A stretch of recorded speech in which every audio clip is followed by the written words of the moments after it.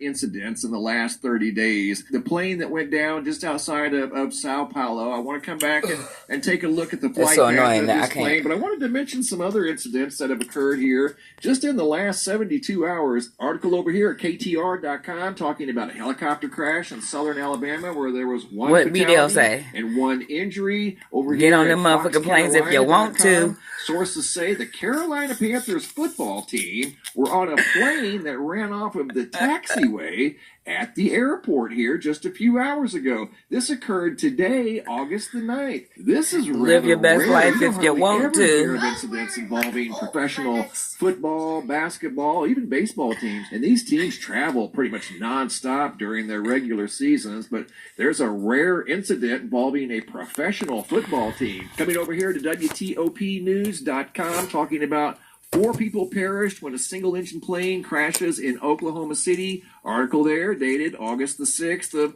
of 2024. Coming back to Brazil, I want to show you guys the flight path of this plane. I put together a small video clip. There was very dramatic video footage of this plane falling from the sky. I'm not going to show all of the video footage, but you can find the link to the video footage down below in the description said, box. get on the motherfucking planes if you want to. The flight path of the plane and what happened to the plane right as it was approaching Sao Paulo. Check this out. In what was supposed to be an hour and 50-minute flight from Cascavel to Sao Paulo, you can see the plane was cruising along just fine, didn't seem to be having any problems until it got right outside of Sao Paulo.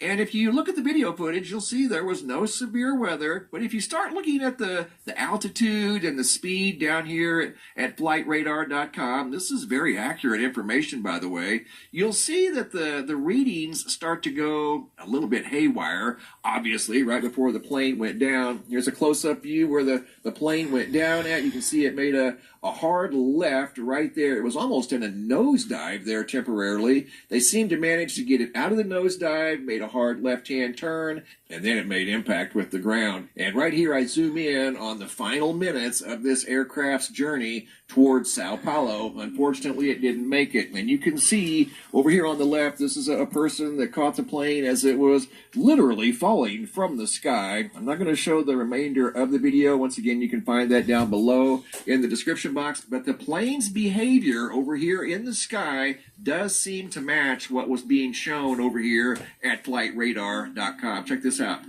You can see the plane make that hard left-hand turn. And over here at Flight Radar 24, it shows a hard left-hand turn. That's exactly what the plane did. But obviously, it looks like the pilots were struggling to maintain any type of control over the plane as it was essentially in free fall from the sky. But what went wrong? Was it something to do with the equipment on the plane itself? The last altitude reading for the aircraft was 4,100 feet as it was falling so fast from the sky.